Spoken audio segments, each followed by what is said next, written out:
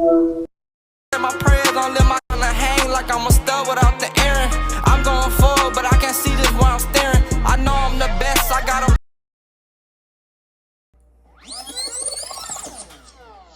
The year is 2012. The previous season had ended with Eli Manning stunning Tom Brady in the pass for the second time in 4 years. Y'all talking about Eli Manning in a Hall of Famer? That's like saying, that's like saying KD in a Hall of Famer, right? Because KD got his 2 rings against who? Basically the greatest basketball, not even basically, the greatest basketball player ever in LeBron, right?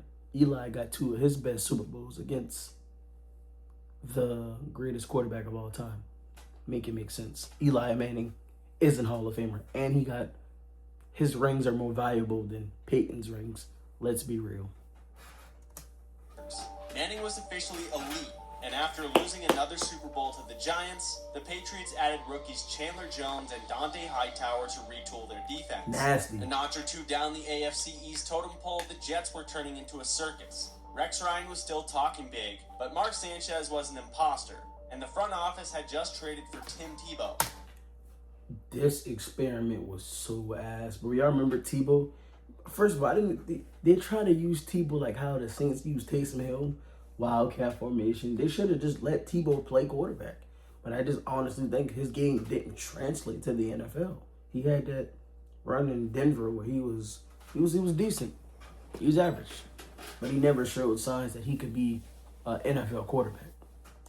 NFL's most polarizing player was now a backup quarterback in New York. The media frenzy was unavoidable. Definitely. But the most compelling storyline of all was Tebow's replacement.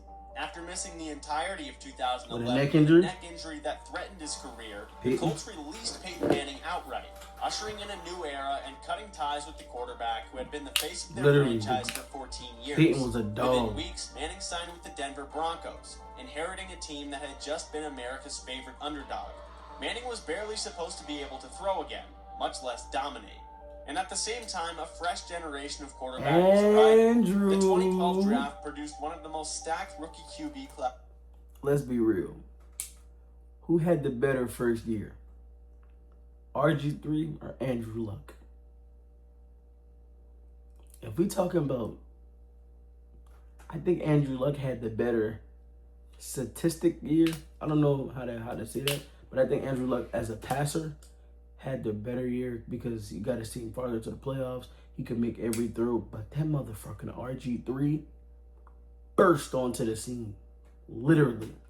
Read option. Crazy. Him and Roy Hilo Jr. They had Alfred Morris, Pierre Garçon, Santana Moss, Hankerson. They had, I think, Fred Davis. They had some dogs on the offensive side of the ball. In Washington, Andrew Luck had Reggie Wayne, T.Y. Hilton. He had, what's the tight end name? Kobe Fleener. They had, what's the other tight end? Allen out of Clemson. Something Allen. Like, he had some dogs on his side now. In modern history, Andrew Luck, the Stanford prodigy, anointed as the greatest prospect since John Elway. Cap. Stepping directly into Manning's shoes. Cap, the greatest prospect of all time in the NFL is Cam Newton. Let's be real.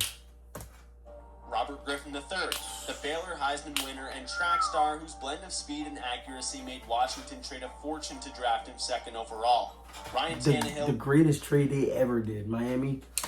Nick Foles, both a level below but billed as potential starters. Little did anyone think they would help shape the decade ahead. Definitely. While Matt Flynn had earned a lucrative deal in the offseason with Seattle, a lot of people really didn't understand that Russell Wilson was the third string quarterback on the Seahawks. Remember Matt Flynn? He was the backup to Aaron Rodgers long time. He signed a 3-year deal. I think he ended up getting hurt. Tavares Jackson was the backup to Brett Favre. He was the second string on Seattle. Russell Wilson was the third string. He wasn't supposed to start. Russell Wilson is the perfect example of taking an injury of opportunity and using it to the best of his ability. And look what he did. To his 480-yard, 6-touchdown game in Week 17 of Anomaly 2011. Game. But Seahawks third-rounder Russell Wilson was so good in training camp and preseason that he was able to beat Flynn out for the job. And for better or for worse, other high picks like Trent Richardson, Justin Blackman at Oklahoma State was nasty. He just couldn't off the field issues fucked him up. And Trent Richardson, bro, in Cleveland, I don't know. I think it's Cleveland, but Trent Richardson at Alabama was a fucking dog. Blackman and Luke Kuechly made this one of the most Luke, damn! If he only didn't get all those fucking concussions. Luke Kuechly is top 5 linebacker of all time. I don't want to hear it. You know he played at the Carolina Panthers, right? Boston College. He was initially a right outside linebacker. I think a right or a left. And he moved to middle. Well, we utilized him the best way we knew how. And he turned into a fucking defensive player of the year. All pro. He was a monster in them days in Carolina. classes of the century. But at running back, Adrian Peterson was preparing to defy laws of biology. Peterson had gruesomely torn his ACL and MCL on Christmas Eve 2011. Conventional wisdom said he'd miss most of 2012, maybe longer, but he was tracking to return without restrictions week 1. AP was a dog, bro. Meanwhile, the New Orleans Saints were in turmoil. They were beating the hell out of quarterbacks, bro. You know what? Right now, it's the Saints right now.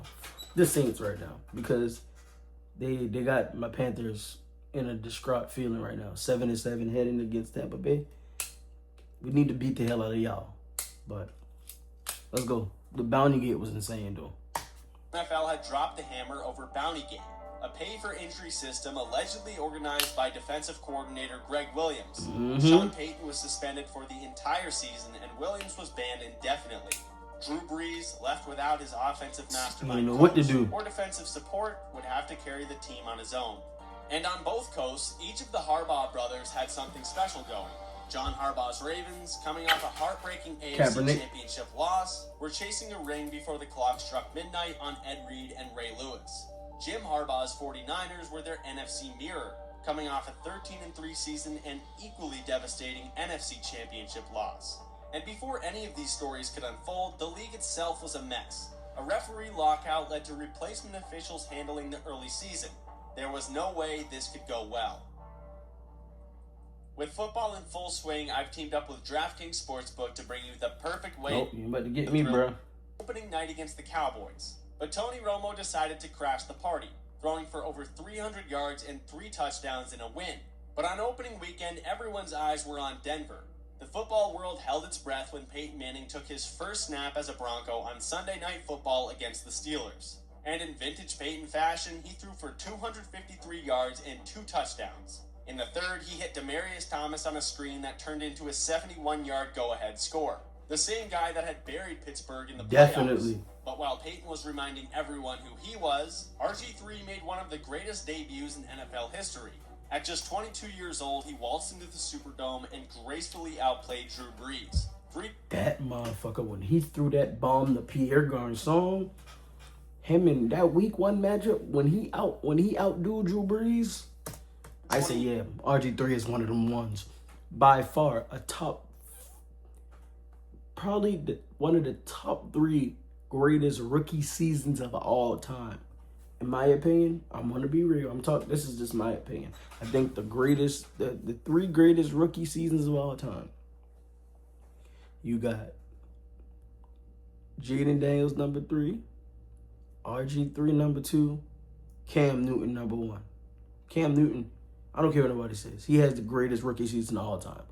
You can get mad, debate with me in the comments below, but that's my opinion. It's 2 touchdowns and a 40-32 win for the Redskins. Aldrin Robertson, look at 16-23, 279, 2 touchdowns. You know, Had never seen a quarterback like him, but Andrew Luck's debut didn't go so swimmingly. Chicago blessed him with his first harsh taste of NFL reality. 3 interceptions, 3 sacks, and a 41-21 blowout loss. You gotta think about it, bro. That Bears defense was crazy, and this is the stat line of his career, bro. Because they couldn't protect him when Andrew Luck had time and he had a pocket presence quarterback, bro. They didn't invest enough in that offensive line, bro. The Bears was OD. They had Jay Cutler, Matt Forte, Brandon Marshall, Alshon Jeffrey. Urlacher still was on that defense. Come on, bro. Peppers was still there. Like, they had an OD defense, bro. I'm sorry. They had an OD defense. There's no way around that shit. And Russell Wilson made his debut for Seattle, Mm-hmm. taking the loss to Arizona. But he and the rest of the team would only improve as the season went on. Yep. However, the group that made the loudest statement was San Francisco. Aaron. The Darlings of 2011 opened at Lambeau against a Packers team that had gone 15-1 in 2011. Yep. Alex Smith threw 2 touchdowns. Frank Gore ran for 112 yards. The defense helped the Niners control the game from start to finish. That Niners defense was filthy. Their linebacking core, Patrick Willis, Navarro Bowman, Alden Smith, Justin Smith, Deshaun Gold.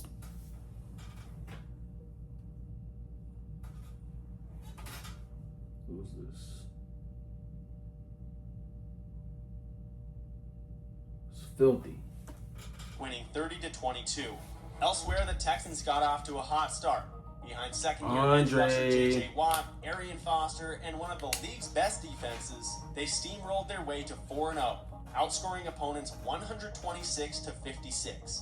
The Patriots beat Tennessee in the opener, then lost 2 straight, one to Arizona at home, one to Baltimore in an AFC title rematch. New England was not in midseason form to say the least, but neither were the Jets. Chants of Tim Tebow from restless fans got louder with every failed drive, but the magic that carried Denver to the playoffs was nowhere to be found. Sanchez was no good. They got the man lining up. I think Tebow didn't get a fair job in New York, man. Sanchez, y'all was trying to do this scheme of a wildcat. Who y'all offensive coordinator was back then? His ass deserved to get fired. Tebow was little more than a gadget player running wildcat snaps. And if that wasn't enough, the NFL had a new villain, its own referees. The league's choice to use replacement refs amid the labor dispute brought Boy, them replacement refs were so fucking ass. They messed up the Seattle Green Bay game. They messed up the disastrous results. And the breaking point came in Week 3 on Monday Night Football between Seattle and Green Bay. Yep, the Hail Mary. Seahawks trailed 12-7 with seconds left when Russell Wilson heaved a desperation pass into the end zone. Green Bay's MD Jennings intercepted it, one ref signaled touchdown, another signaled touchback, but the touchdown stood, and Seattle won 14-12.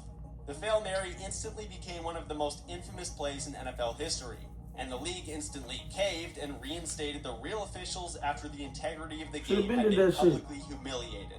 And the Saints, reeling from Bountygate, were not a serious team. Give me that Bruce shit. was being forced into hero ball due to Trey a Boston. defense that simply did Belt not that. exist. G. After Stewie. going 13-3 in 2011, they started 0-4, marking the steepest fall from grace across the league. While the Cardinals somehow started 4-0, mostly thanks to their defense led by Patrick Peterson, but nobody believed it would last. Adrian Peterson was already finding his rhythm. 2 touchdowns in Week 1, flashes of his old explosiveness, and a Vikings team that sat 3-1.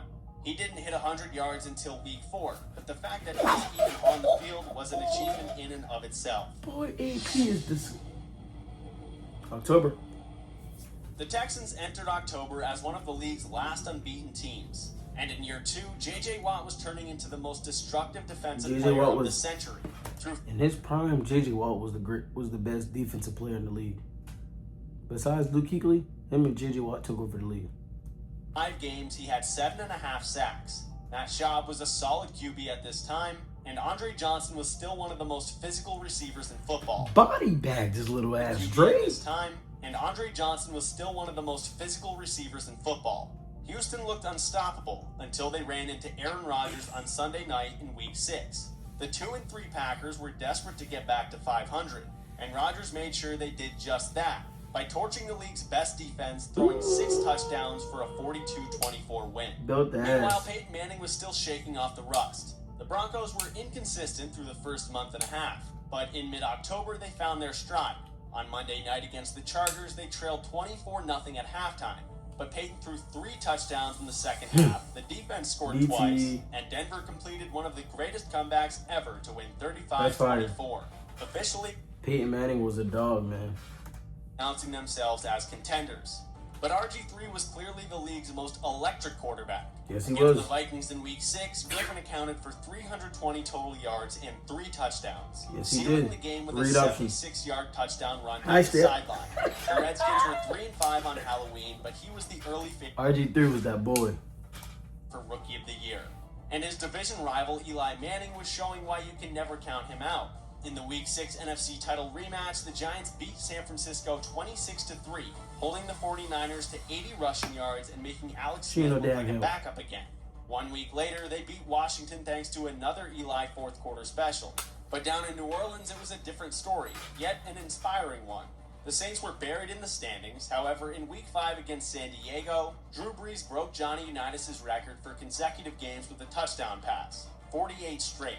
He finished with 370 yards and 4 touchdowns. For one night, the Superdome was home to positive vibes, and Brees' record temporarily distracted fans from the fact that the Saints defense was on pace to give up the most yards in NFL history. Saints defense Unlike is them, ass. the Falcons were running the NFC South. Matt Ryan was spreading the ball to Julio Jones, Roddy White, and Tony Gonzalez with Told y'all, the 2010s, Julio Jones was the best receiver in the league. At October's end, Atlanta was 7-0, the best start in franchise history, Jaquez and the Rogers? league's final undefeated team. And the Bears were winning, but much differently. Defense? Via a defense that was a better. Their defense, Peppers, Melton, Urlacher, Briggs, James Anderson, Tillman, Bowen, like they had some Chris Harris, they had some dogs on that defense. Than their actual offense. Charles Tillman and Lance Briggs combined for 4 defensive touchdowns in October Peanut alone. Tillman, Peanut For Punch. 8 weeks, they had forced a ridiculous 23 turnovers, propelling them to a crazy. 6-1 record. And while Adrian Peterson's September was a light warm-up, he began to turn it on in October, rushing for 111 yards per game and dragging the Vikings to 5-3. Every week, he got faster and stronger, but he was only getting started. That motherfucking AP is different.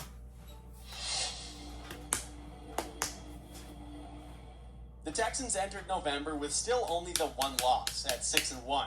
And in Week 11, they hosted one of the year's best shootouts against Jacksonville. Matt Schaub threw for 527 yards and 5 touchdowns, the second most passing yards in a game in NFL history.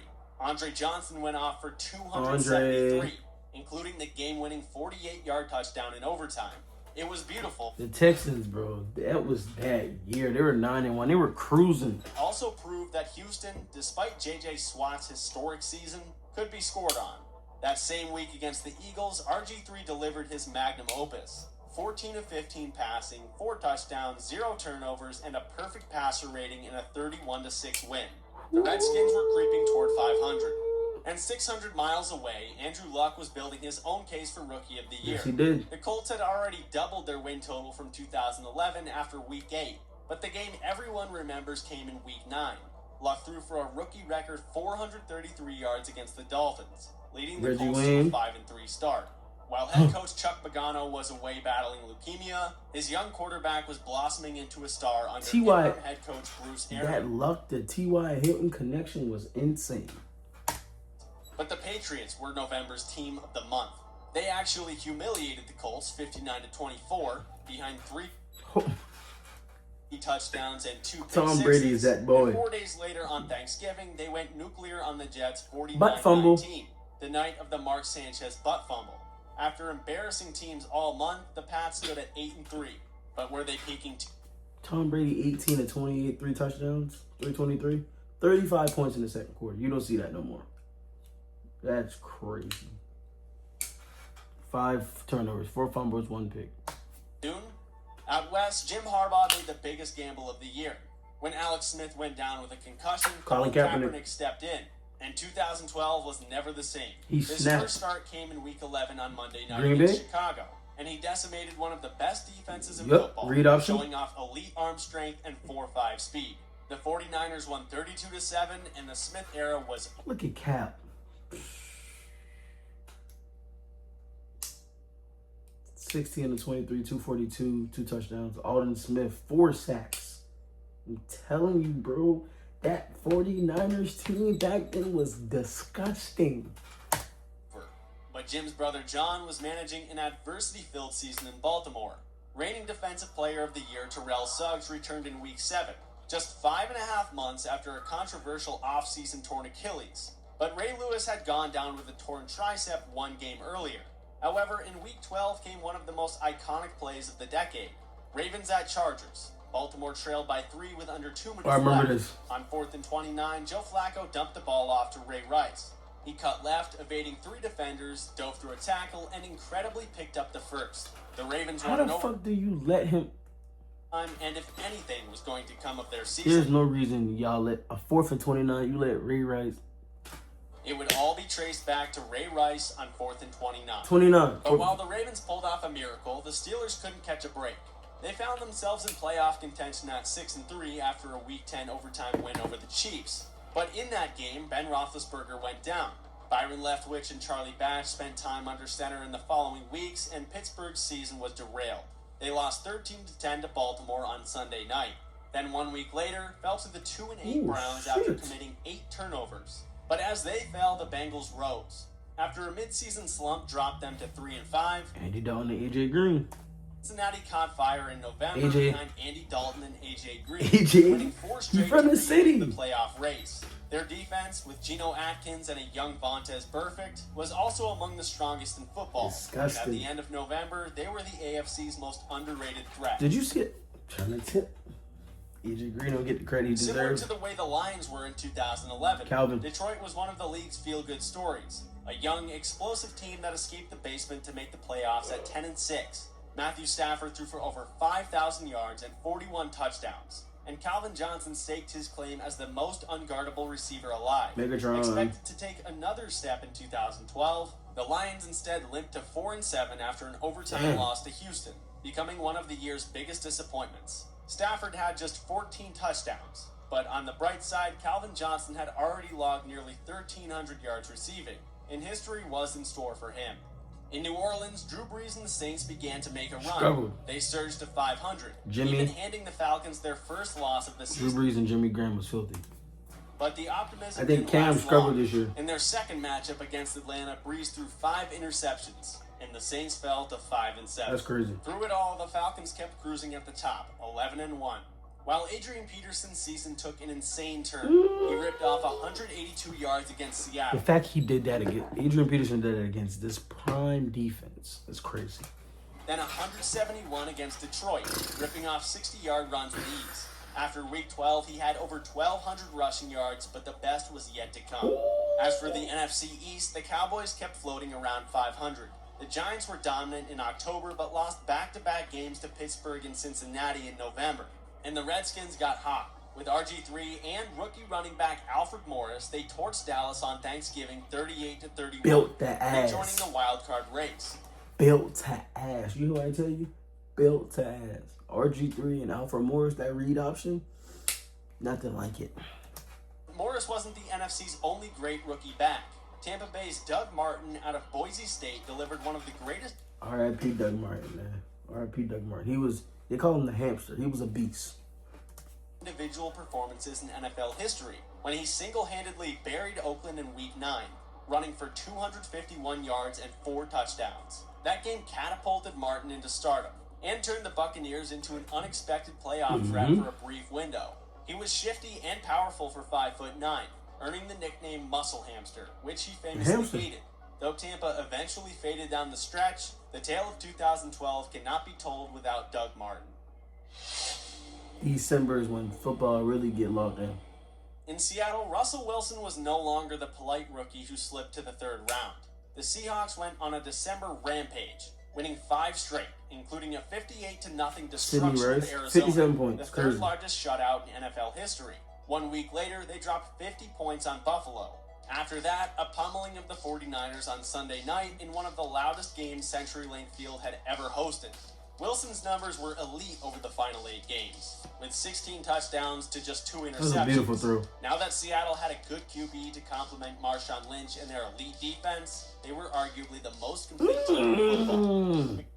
While RG3 Hit the shit out of the him. bow on their rookie years, Here we go. Griffin hurt his knee in Week 14 against Baltimore, and Kirk Cousins stepped in to lead an overtime win.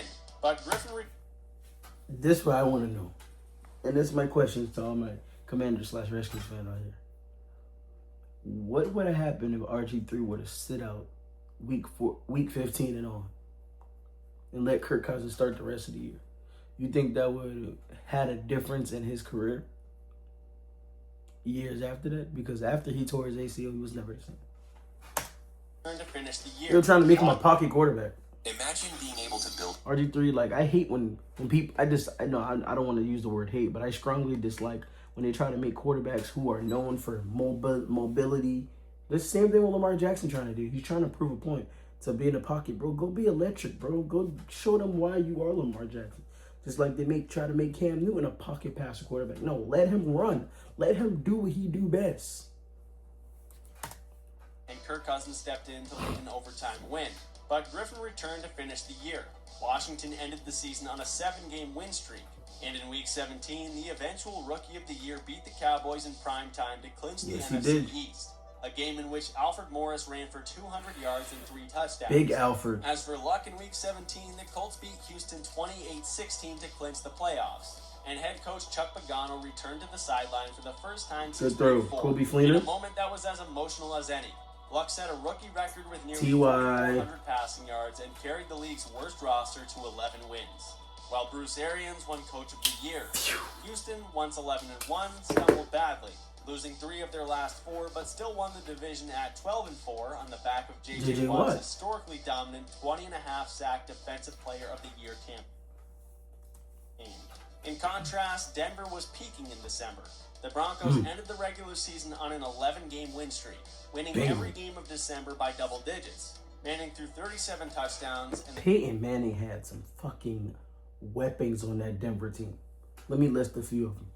Demaryius Thomas, Eric Decker, and the slot, Wes Welker, Emmanuel Sanders. He had Julius Thomas, Jacob Tamme, Willis McGahee. Like, he had some dogs out there. Remember that little fast dude? What his name was?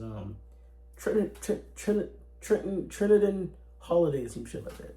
He was fast as fuck, boy.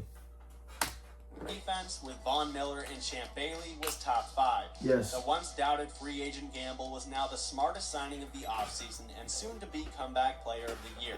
Manning was fully back and Denver locked up the AFC's #1 seed. Yes, they did. But Week 15 was a potential Denver-less Super Bowl preview, instead featuring San Francisco at New England. Randy Moss caught a touchdown. Kaepernick hit Randy Moss, Michael Crabtree, and Delaney Walker for scores as Built the Niners ass. jumped ahead 31-3. But Brady brought the Patriots all the way Aaron back Hernandez. to tie at 31-31. Hey, thank you. What y'all know y'all see. One of the greatest duels of the 2010s was Aaron Hernandez and Ralph Gronkowski. But Tom Brady throwing that ball, shit. Aaron Hernandez could have been fucking amazing if he just, the off the field issues, bro. He just could have. Immensely talented. Responded with another 38-yard touchdown to Crabtree, helping the 49ers hang on 41-34 for a statement win in one of the best games of the year. Yes, it was. The #1 seed in the NFC, though, went to the 13-3 Falcons. Matt Ryan tossed a new career-high 32 touchdowns and closed out the year by blowing out New York and Detroit, who, despite a 4-12 finish, were proud to have Calvin Johnson set a new single-season receiving yardage record against the Falcons, a game in which he racked up 225 yards. Elsewhere, the Giants fell apart. Once sitting at 8-5, they proceeded to get blown out by the Ravens and Falcons, missing the playoffs entirely. And the Bears, once 7-1, fell to 10-6 and fired Lovie Smith. That's crazy. But December was really all about Adrian Peterson. Entering December with 5 games left, Peterson needed 870 yards, or 174 yards per game, to break Eric Dickerson's all-time single-season rushing record of 2,105. Well, he started the month with 210 against Green Bay. 2 weeks later, he gashed the Rams for 212 more, including an 82-yard touchdown. Going into Week 17, he had the Vikings, a 3-13 team the year before, within 1 win of the playoffs. In the finale against the Packers, winners of 9 of their last 10, Peterson ran for 199 yards, including a 26-yard burst in the final minute that left him just shy of the record, but set up the game-winning field goal to launch Minnesota into the postseason. Peterson compiled 1,598 yards from Week 7 on, and finished with 2,097, becoming the last running back to win MVP and showing what it truly meant to carry a team on your back. Adrian Peterson carried that team on his back, man. I think his quarterback was Christian Ponder at that time. Like, 2K13, wild card, weekend. The playoffs opened with deja vu. The same Cincinnati-Houston matchup as the year before, This shit was and the ass. same result. J.J. Watt. J.J. Watt swatted 2 passes, tormented Andy Dalton, and dictated the game. The Texans' offense wasn't inspiring, but was enough to win 19-13. That evening in Green Bay, a Week 17 Christian Ponder rematch turned into a giant mismatch the moment it was revealed quarterback Christian Ponder would be unavailable. Backup Joe Webb started, and the offense never had a chance. Adrian Peterson rushed for over 400 That was horrible. yards across 2 regular season meetings. But this time, Green Bay held him to 99. The Packers That is crazy. easily I told you that this era is all about defense, bro. 24-10. Then, on Sunday afternoon, Ray Lewis returned from injury to play his final home game, announcing this would be his final ride. Ray Lewis. The Ravens fed off it. Flacco threw 2 touchdowns. Anquan Bolden dominated, Joe Flacco got the greatest playoff run of ever, bro. I'm telling you. and the defense put a stop to Luck's rookie season 24-9. The tone for Baltimore's run was set. As for the wild card finale, a clash Russell of Wilson. rookies featuring a compromised RG3 and Russell Wilson. Washington gained a 14-0 lead at FedEx Field, but RG3's injured knee began to buckle throughout the game. And in the fourth quarter, with the Redskins now trailing, I told y'all, I asked y'all this question again. Do you think he should have sat out after he hurt his after he hurt his knee against Philadelphia? the knee gave out completely on a bad snap that silenced the entire stadium. Seattle won 24-14, and Griffin would never fully recover. Didn't. He was never the same after that shit, bro. Never could have replicated. To begin the divisional round, Peyton Manning and Joe Flacco traded blows at Mile High in one of the wildest games See? of Trenton Holiday. Elite ball knowledge, man. lifetime. Trenton Holiday returned both a punt and I'm kickoff for telling you. touchdowns, and it looked like Denver would survive until down 35 Jacoby. with 30 seconds left. Flacco launched a bomb to Joe Flacco put that bitch in the bread basket.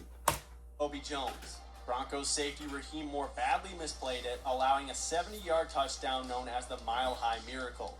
Overtime was about to bleed into a second period when Manning threw across his body into an interception.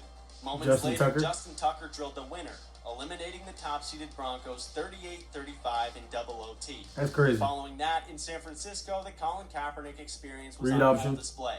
In his first playoff start, Kaepernick threw a pick-6 to Sam Shields on his second pass, but shook it off and then obliterated Green Bay. Yep. A quarterback record 180 yards rushing, 263 passing, 4 Killed total it. touchdowns. A performance that set the expectation Seemed like Aaron Rodgers' kryptonite is always the 49ers, bro. he would be the future of the position. The 49ers piled up 579 yards, Look running at him. Rodgers and Look Green at Bay him. off the field 45-31. On Sunday in Atlanta, the Falcons were blowing out Seattle 20-0 at halftime. But Russell Wilson rallied back, actually giving the Seahawks a 28-27 lead with only 31 seconds left. Julio. Then Matt Ryan, long criticized Harry for Douglas. shrinking under pressure, delivered the biggest drive of his career. 2 Tony big-time Gonzalez. throws and a 49-yard field goal by Matt NFC Ryan championship to win game. 30-28. While New England's win over the Texans was the least dramatic. Brady threw for 344 yards and Typical. 3 touchdowns. Shane Vereen caught 2 of them, and Houston never seriously threatened. The kind of clinical playoff win the Patriots had mastered. Patriots always do this shit, though. After a couple Julio Jones touchdowns, the Falcons once again took a commanding lead, 17-0 in the NFC Championship. It seemed Julio was that fucking... I'm telling you, bro. Baby Matt and Tony Megatron. Gonzalez were destined for their first Super Bowl, but San Francisco refused to lay down. Kaepernick settled in, handing the ball off to Frank Gore and letting his defense recover. Vernon Davis reappeared after a quiet season, catching a crucial touchdown, and with over 8 minutes left, Frank Gore ran one in, giving San Francisco its first lead. Ryan had one more shot, 4th down from the 49ers' 10-yard line, but his pass to Roddy White was broken up by Navarro Bowman. The 49ers erased a 17-point deficit on the road and won the NFC for the first time since 1994, as Tony Gonzalez, 16 years into his Hall of Fame career, watched his final shot at a championship slip away. And 1 year earlier, it looked as if Ray Lewis might have done the same. The Ravens lost the previous AFC title game in the most Lee Evans. excruciating way imaginable. A dropped touchdown followed by a missed field goal. But here was a second chance. At halftime, the Pats led 13-7. But in the second half, Flacco threw 3 touchdowns in the span of just 10 minutes, including 2 to Bolden in the red zone, while Ray Lewis and Ed Reed held Brady scoreless after halftime. After 12 long years, the Ravens... I'm telling you, bro. Joe Flacco got the greatest playoff run ever, bro. Him and Eli Manning. Because Joe Flacco beat Tom Brady and Peyton Manning to get to the Super Bowl. Eli Manning, I think he beat Brett Favre. And he beat somebody else to get to Tom Brady. We're AFC champs again. The final chapter of Lewis's last ride still to be written.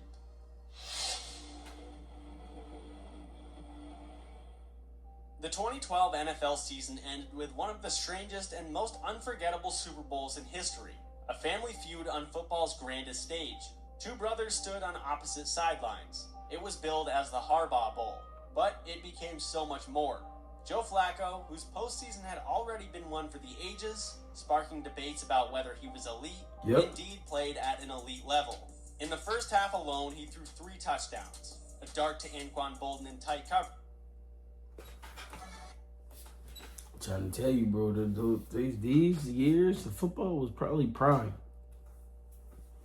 Coverage, a strike to Dennis Pitta, and a deep ball to Jacoby Jones that broke the game open. Jones's 56-yard touchdown came after falling down, getting up, escaping 2 defenders, and diving into the end zone, punctuating a dreamlike offensive first half for the Ravens. And their defense battered Kaepernick early. A lot of speculation when the light went out. People said, how the light magically went out? Limiting the 49ers offense to 2 measly David Akers field goals. It was putting Bill to ass.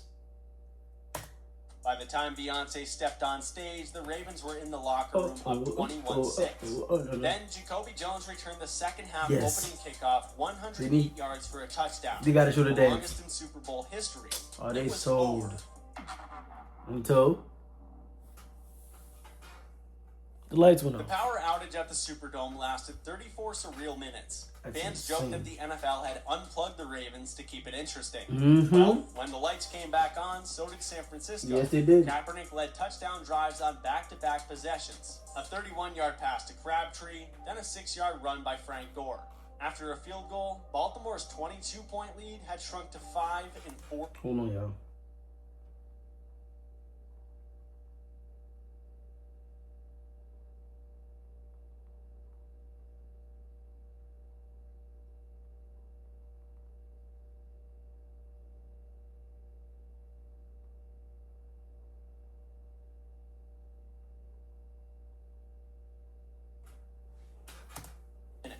The Niners had speed, youth, and all the momentum on their side. But with everything slipping away, Baltimore's veterans dug in. Kaepernick found the end zone with 10 minutes left, but after a couple Justin Tucker field goals, the Ravens still led 34-29, giving the 49ers the ball back for one final drive. Kaepernick and Gore took the 49ers to the 5-yard line with 2 minutes left. The Ravens' defense was gassed, and the 49ers had 4 chances to take the lead. On 4th down, Kaepernick lofted a fade to Crabtree in the corner of the end zone. But he put a little too much on that bitch. Just throw it up to him. Jammed him just enough, and the pass fell incomplete without a flag. Baltimore took a safety in the final seconds to drain the clock, then punted the ball away with 4 ticks left. Ted Ginn tried to weave through a maze of tacklers, but was swarmed at midfield. Final score, Ravens 34, 49ers 31. Flacco was named Super Bowl MVP, completing a postseason with 11 touchdowns and 0 picks. One of the greatest playoff runs ever. And Ray Lewis rode off into the sunset as a champion. The power outage made it weird, but in retrospect, Super Bowl 47 is one of the most underrated of all time. The next season, everything would change. Ray Lewis retired, Ed Reed became a Texan, and Kaepernick would regress. So click here to read. Listen, y'all, and that will be the end of that. 2000. Bad for me, but I still keep ready to take off. No, she bad for me, but I still keep her 'cause she beautiful. I've been moving.